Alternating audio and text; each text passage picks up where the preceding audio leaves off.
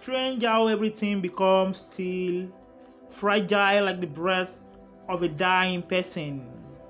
Strange how today we can hug one another, touch the trees and the magic they exude as their branches sway, walk the street without dreading the safety of the children, locking their arms as they play.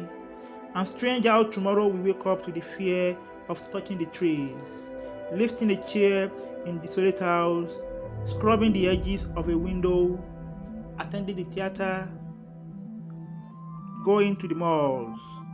Because today the world is a flag lowered to honor the dead, the people running from being infected by the virus, the children holding in a small room, their stomachs riddled with hunger, their lives the thinness of hope, their eyes too bleak to see the uncertain future that unfolds before them. Strange how everything becomes a journal of dead names, an archive of haunting stories about people in hospital beds, praying to be alive once again, to embrace their relatives, to touch the door that opens to a room full of laughter. Today, the world hasn't changed, its song of sorrow that deafens our ears. Each time we wake up to the emptiness of the world, where the birds are migrating from the fear of being haunted, where butterflies are scared to perch on thorny leaves, where people wave goodbye to their dead without touching their cold bodies, their closed eyes, their unspoken desires, all gone with the quietude of death, of a virus that creeps in slowly to ravage everything that matters to us. Today, the world becomes a thing written in panic, described as weary, gloomy, buried in the uncertainties of everything that breaks our courage as we sit in our rooms, our hearts united by the dread of losing our loved ones to death, to the ones wandering the deserted street in search of food, to the children of countries wrecked by hunger, to the children aching to return to the playground to count the stars. Today, the world becomes a shadow on the walls of empty houses, a dream departing to an unmarked grave. Today, there is no one to say the world is kind because there is hunger ravaging the land, caskets littering the street, the number of dead loved ones piling like ashes. Today, the world becomes what we pray to survive as we become drenched in prayers, in the hope that someday the world will be better again for us to live without the fear of this pandemic. Thank you.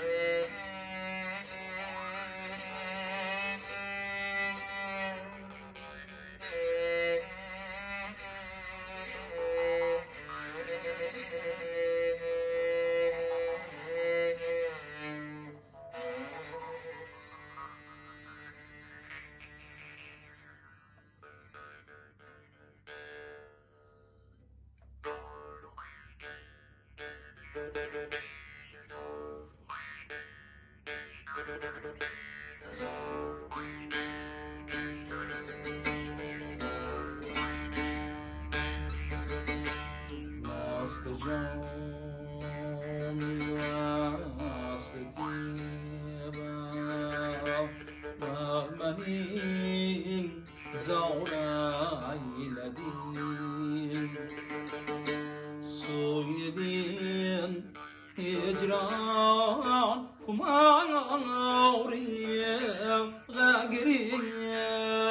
افتاره ایلدین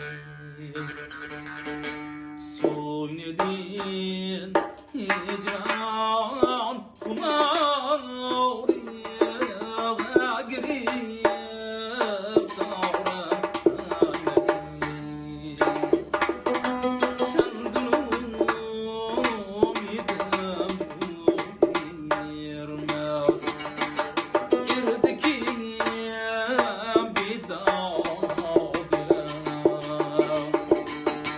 خاطریم آشیه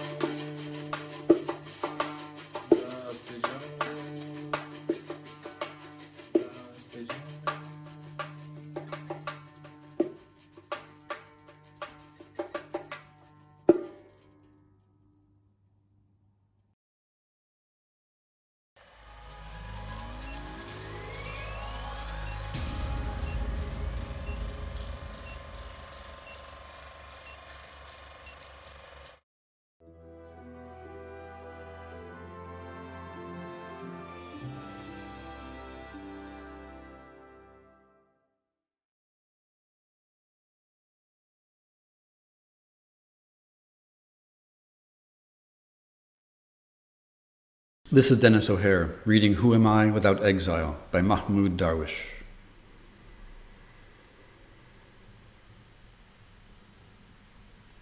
A stranger on the river bank, like the river, water binds me to your name. Nothing brings me back from my faraway to my palm tree, not peace and not war. Nothing makes me enter the Gospels, not a thing.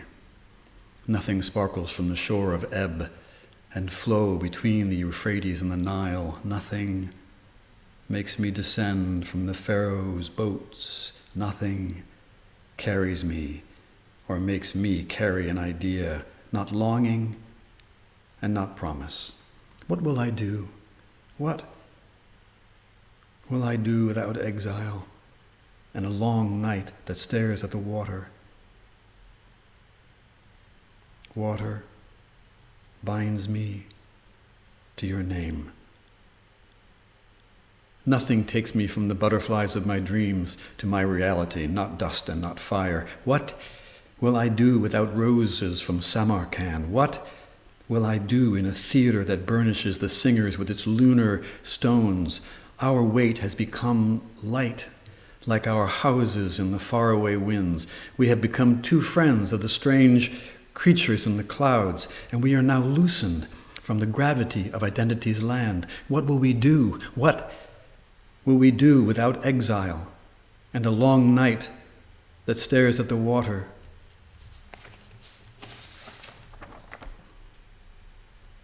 Water binds me to your name. There's nothing left of me but you, and nothing left of you but me. The stranger massaging his stranger's thigh. Oh, stranger, what will we do with what is left to us of calm and of a snooze between two myths? And nothing carries us, not the road and not the house. Was this road always like this from the start? Or did our dreams find a mare on the hill among the Mongol horses and exchange us for it? And what will we do? What will we do without exile?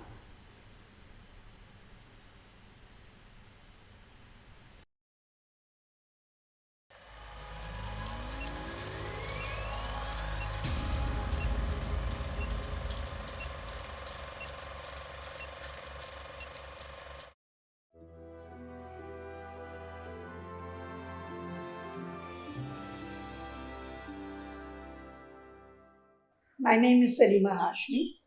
I'm an artist, art educator, and a human rights activist. And I'm speaking to you from Lahore in Pakistan. Lahore is an ancient city and it has many traditions. Among them are the traditions in the arts.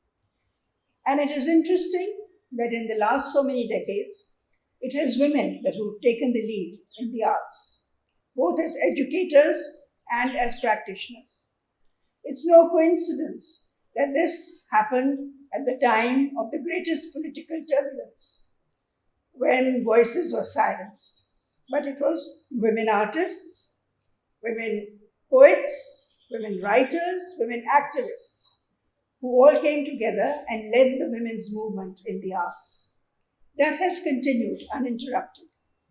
And in fact, today, when we are faced with the greatest challenge, which is the pandemic, it is women who are taking the lead. Because art education is really the vocation that women have had in all of these years. They are the ones who staff art school programs. They are the ones who run fine arts departments in the universities. And very often, they take the lead as curators and art writers. And this time has been a time of test for all of us. And of course, for women artists also. Because as schools close down, as fine arts departments close down, women are confined to their homes and they have double duties. They have to look after the children and their education, and they also have to continue their work as artists and make sure that that font of creativity, which is theirs, doesn't run dry in these very, very difficult times. And I'm happy to say that this has been a time of introspection for all of us artists, but also a time in which we take strength from one another, in which we take courage, not only from ourselves and our work, but when we look to our sisters in the villages, the artisans who really, really live off the fruit of their labor. And we have been happy that organizations like Carvan and others have really made sure that these women continue to work.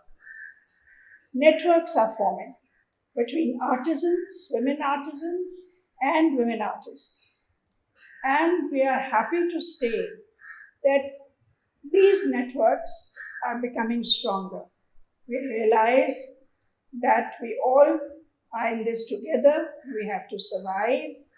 We have to look at allied problems of domestic violence, of deep economic misery and challenges, and different kinds of social problems that are occurring because of the pandemic. Women in Pakistan are rising to the challenge. They are pointing out where the problems are. They're pointing out to the government where people of need are. And it is the women actually who are standing in line and waiting for what is due to them so that they can feed their families. It is, I think, a challenge for people everywhere, but more so for women who carry more than one kind of responsibility. And it is for us to form these networks now across the world. So when this pandemic is over, we can ensure that the networks continue, that we continue to give one another strength and courage, and we remain creative, because that is what we are best at. Thank you.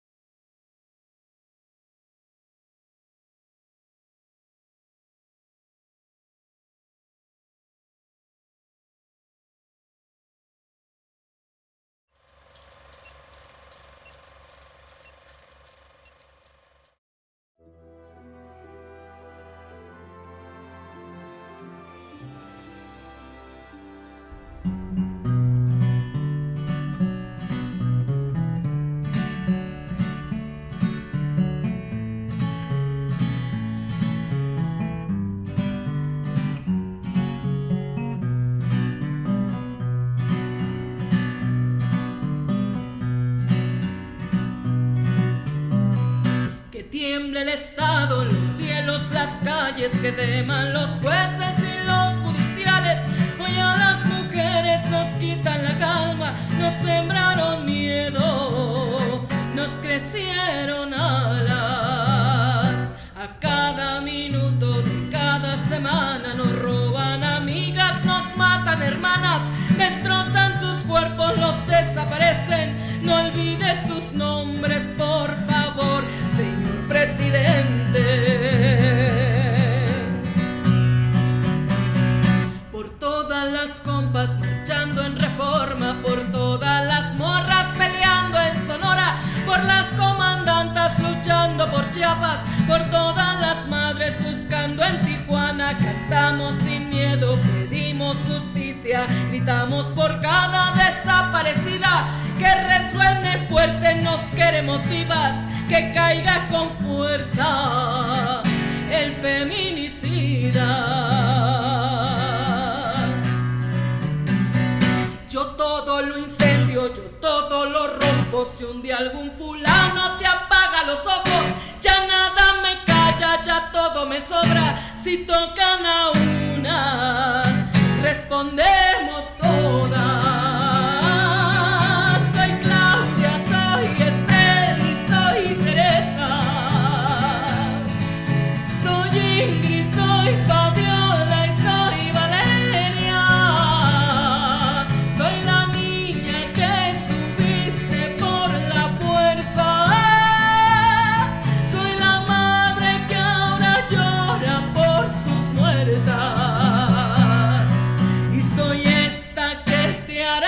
pagar las cuentas.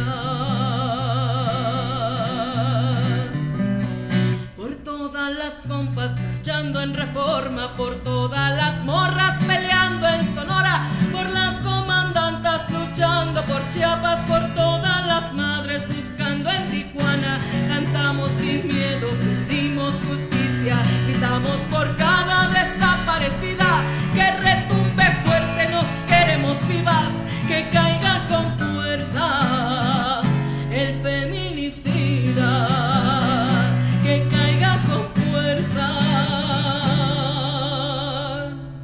el feminicida.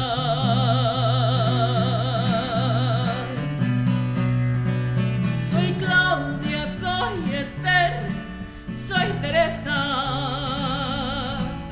soy Ingrid, soy Fabiola y soy Valeria. Soy la niña que subiste por la fuerza. Soy la madre que ahora llora por sus muertas. Y soy esta que te hará pagar las cuentas.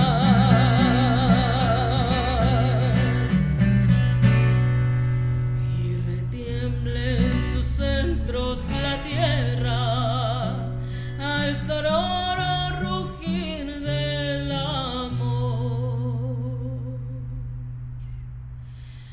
Y retiemble en sus centros la tierra al sororo rugir del amor.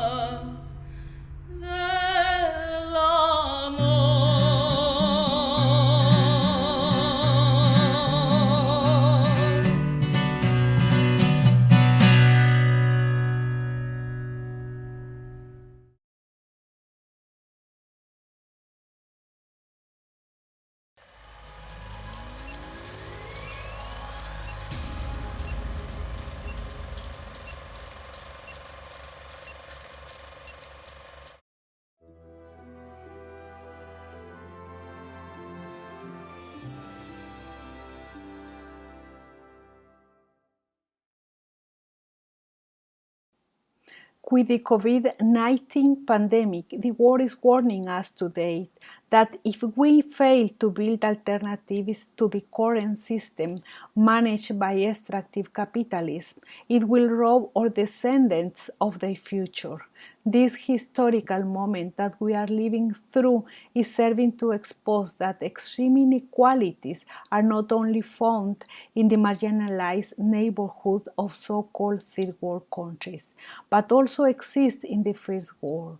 So to speak of honoring activism, inclusion, social justice, human rights, and generating knowledge at the service of humanity requires rethinking how our institutions often leave out intellectuals who are committed to movement of social change. Sister and brother who don't have academic degrees, and many generators of thoughts and local action in our countries who give their lives to defend the survival of their people.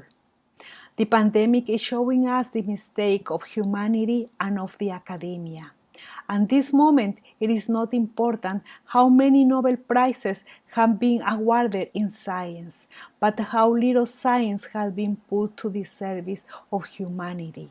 When science is driven by the interest of capital and not by collective interests, it ends up trivialized, isolating in classrooms, inviting to reception in palaces or war institutions, but far from the people it should really serve. It seems then that the power of the white man, along with his symbols, is being debunked. It is evident that the xenophobic patriotism and violent capitalism of these times, head up for business people, are not of much use. In this moment, the prophetic words of the great Chief Seattle are coming through. In 1854, he sent a letter to the President of the United States, warning that the white men who contaminate its bed would perish contaminated in its own waste, walking toward its self-destruction. Just as Chief Seattle warned, today we are seeing the end of a self-destructive way of life, and we begin to go back to the dawn of the age of survival. Now, from the epicenters of the disease, there are no heroes who can save those who have been placed on the bottom of the economic ladder. That is why the people who dying the most are Afro-descendant, Hispanic populations, and indigenous people that were removed from their territories and today survive neglected by the state. The millions of people throughout Latin America who wave white flags asking not to starve to death are nothing more than the materialization of the invisible who now appear in the media because they are emerging from the city slums or communities that they have relegated to. The white flags expose the structures of exclusion that in normal times are hidden by fraudulent labor policies or state charities, but are false palliatives because they keep entire sector on the margin of subsistence, because the economic system needs its workforce to increase the wealth of the world elite. And despite this, many of them belonging to these poor or middle-class sectors believe in this exploitative system. In deeply stratified countries, such as those in America, where the gap between opulence and poverty continues to widen, humanitarian crises like this one combined with other social explosions. I was born in one of these countries and grew up observing these extremes between those who had access to exclusive education centers compared to the majority who hardly finished elementary school, between those who were fed 3 times a day and those who ate what they could, between those who had private health care and those who had no health center to go to. In this permanent inequality, those on the side that receives the worst and the scraps from the system cannot be expected to survive, because they have not had the right to weave even a minimal safety net, especially since even the collective security of their communities had been undermined. The states in Latin America are deeply elitist, racist, and patriarchal political systems, sold to us as a democratic, but the crisis of democracy never ends, because the democratic system was created to waste our lives and keep us alienated and as far as away as possible from resistance. In the end, the small but powerful political and economic elite of the world know that a person's active life is short. So the challenge is to stay distracted, controlled, or divided during those years, because disease, addiction, or hopelessness will take care of the rest. Thank you.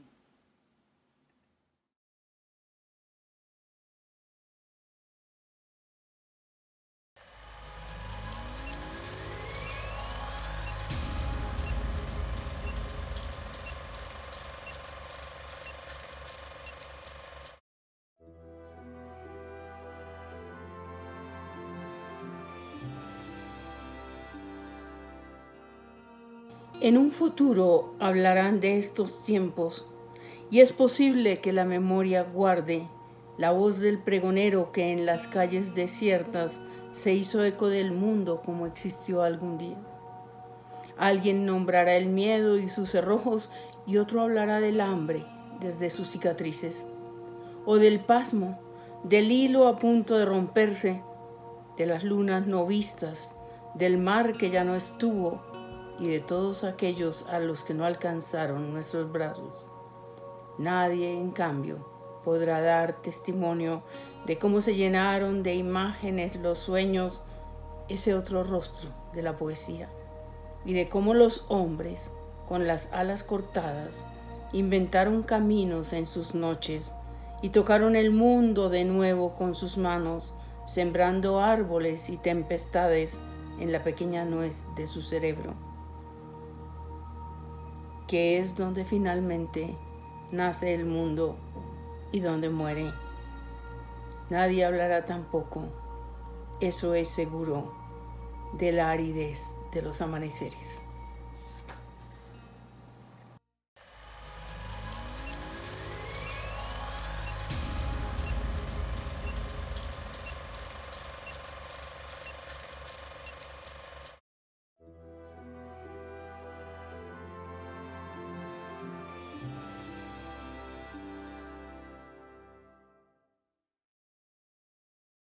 Muchísimas gracias Landscapes of Hope por esta invitación a este festival internacional en el que seguramente vamos a hacer conciencia de muchos temas en todo el mundo.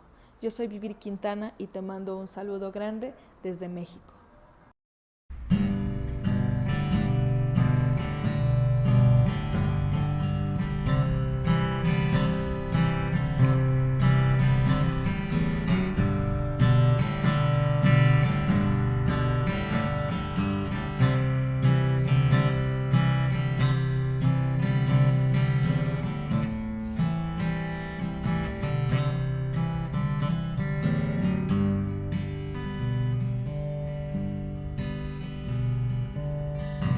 En el lado incorrecto de los sueños perdidos, en la orilla del cielo, donde cuelgo el olvido bajo el sol del infierno, cuando vivo de frío.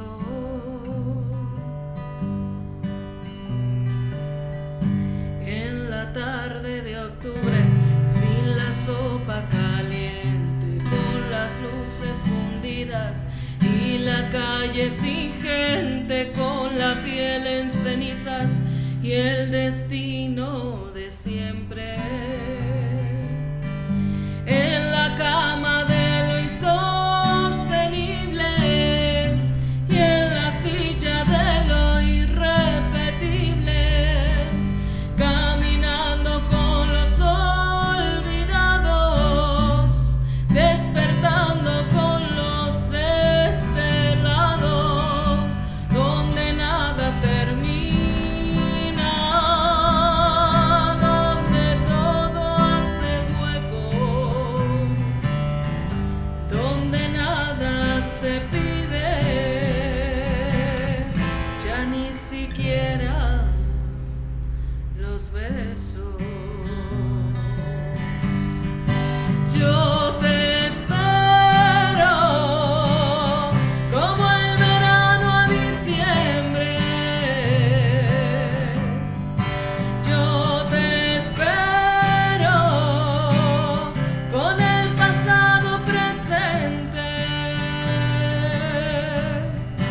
Yo te espero en nuestra historia pendiente.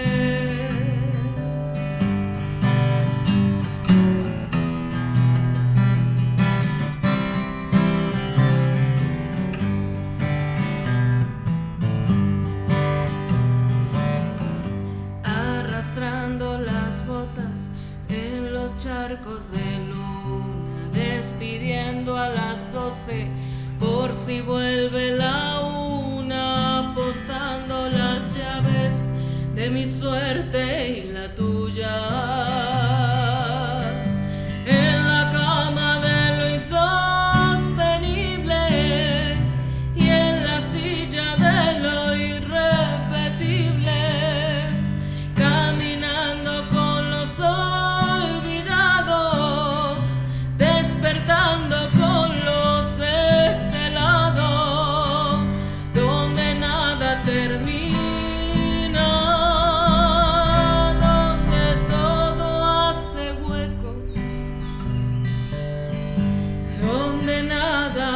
te pide ya ni siquiera los besos. Yo te espero como el verano a diciembre. Yo te espero con el pasado presente. Yo te espero en nuestra historia pendiente. Yo te espero como el verano a diciembre. Yo te espero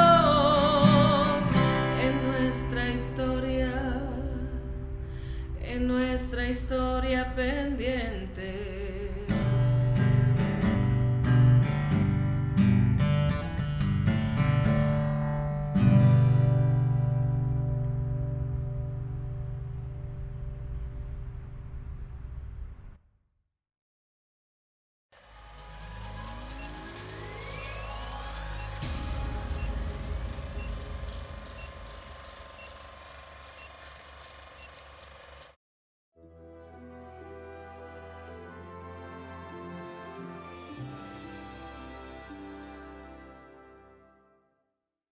In the midst of the COVID-19 pandemic, the health conditions of prisons all over the world have been a subject of deep concern. Being enclosed, crowded places, prisons are particularly suitable environments for the virus to spread. But this concern about the health conditions of prisons is most acute in the case of Egypt, where prisons are notoriously overcrowded and where complaints about their unhygienic conditions have become common even before this pandemic. To understand the gravity of the hygienic situation in Egyptian prisons, we need to bear two things in mind. The first is the big expansion of the prison population. And the second is a very dangerous transformation in the penal policy that the regime has been following. Now, the expansion in the Egyptian prison population is due to a surge in the number of political prisoners, and specifically to the increased recourse by the Egyptian authorities to pre-trial detention as a means of illegal punishment. Traditionally, Egyptian law set a 2-year limit beyond which time detainees should be either charged or released. But in 2014, this law was changed, allowing detainees practically to be held indefinitely. The background to this change in the law is the keen determination of the current regime to prevent any political activity. Specifically, the regime seems haunted by the specter of Tahrir and is traumatized by the events of 2011-2012, when millions of Egyptians took to the streets asking for freedom, dignity, and social justice.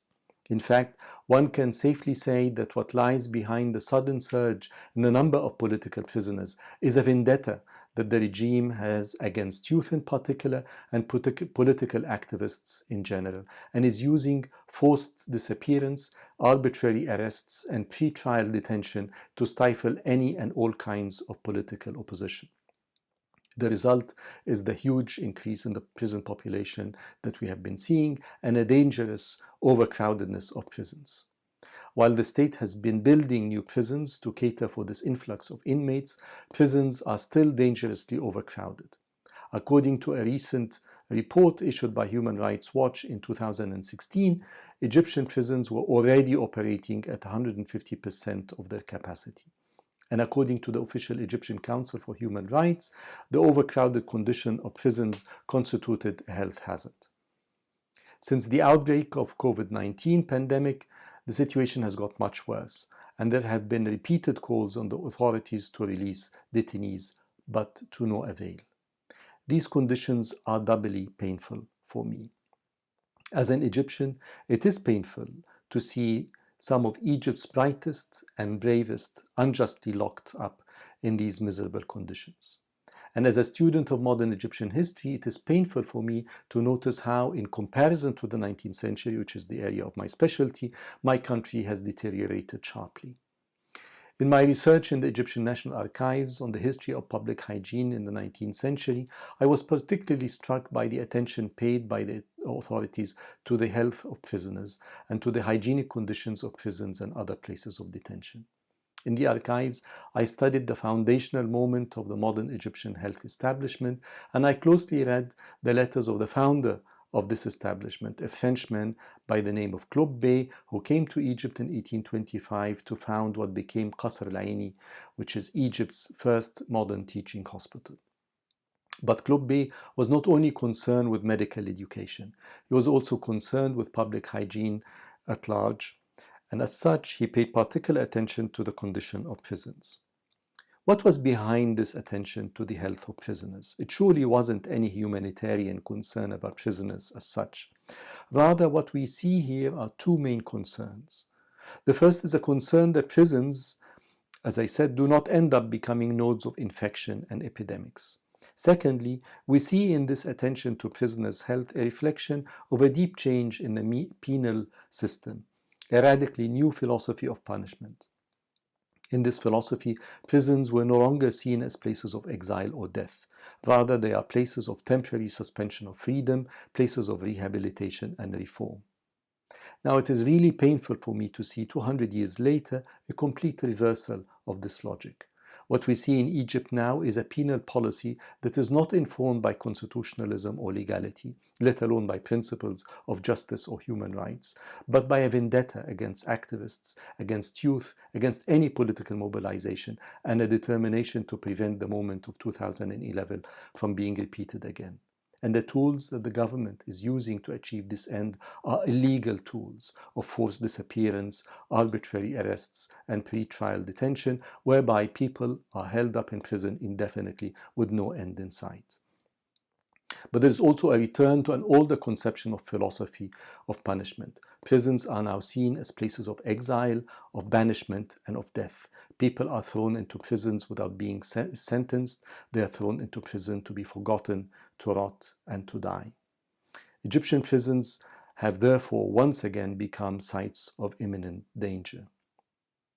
It is true that the COVID-19 pandemic is a global pandemic, threatening the population of the entire planet. However, the vindictive, short-sighted policy of the Egyptian regime is making the pandemic much more dangerous and lethal. By refusing to release political prisoners who have been illegally detained, and by refusing to answer calls to ease the overcrowdedness of Egyptian prisons, the Egyptian authorities are not only endangering the lives of thousands of innocent detainees, they're also exacerbating the public hygiene crisis that Egypt is facing with COVID-19.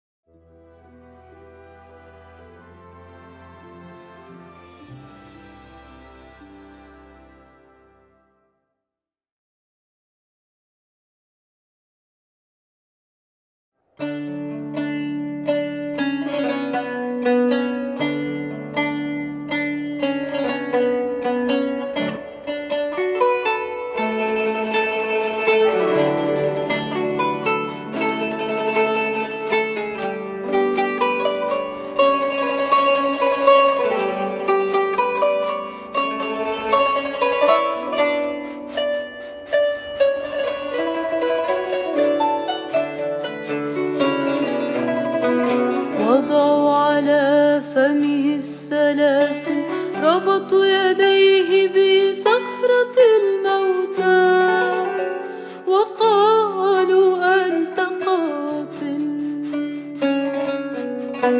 أخذوا طعامه والملابس والبيارق ورموه في زنزانة الموتى وقالوا أنت سارق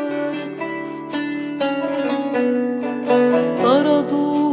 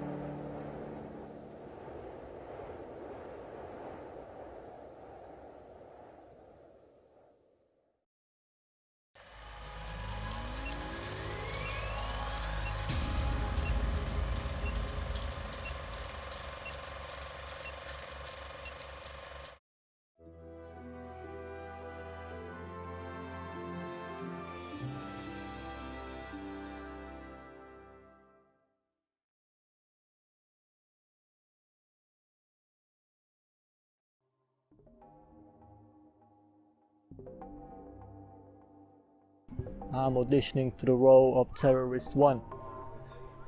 Yeah, I can do that in Arabic accent. I am Ganges, I am Gandhi, I am Jinnah, I am 5 pillars, I am sinner, I am cinnamon, I am cardamom. I'm not invited to the Houses of Parliament. I'm Sharif, don't like it. Rock the Casbah. Stop the fatwa. Allahu Akbar, Allahu Akbar. La ilaha illallah. I am England. I am England shirt made in Bangladesh.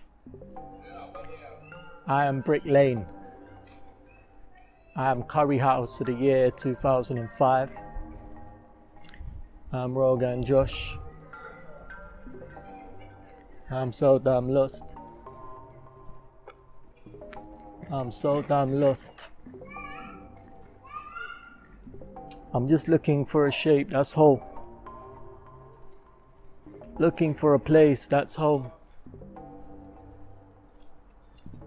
Mera juta Japani. Home is where your heart is. Ye patloon Englistani. Nah, home is where your heart lifts. Sar pe lal to pirusi. Nah, home is where your ass fits.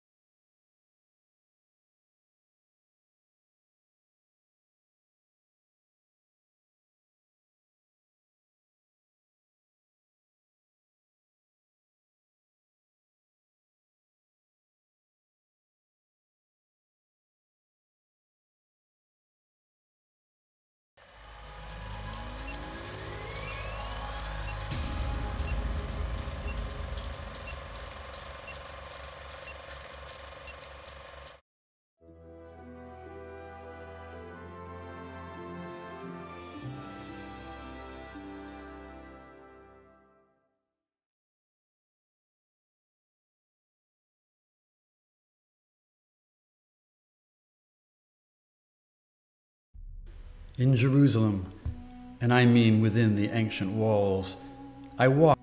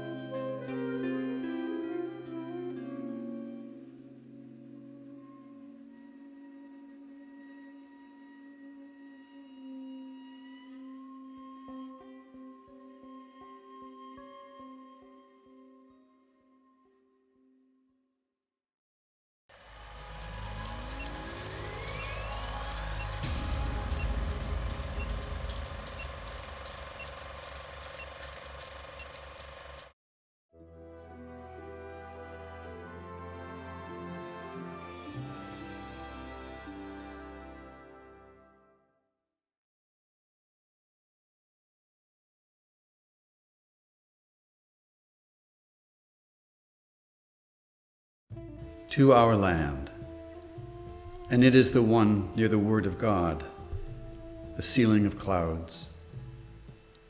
To our land, and it is the one far from the adjectives of nouns, the map of absence.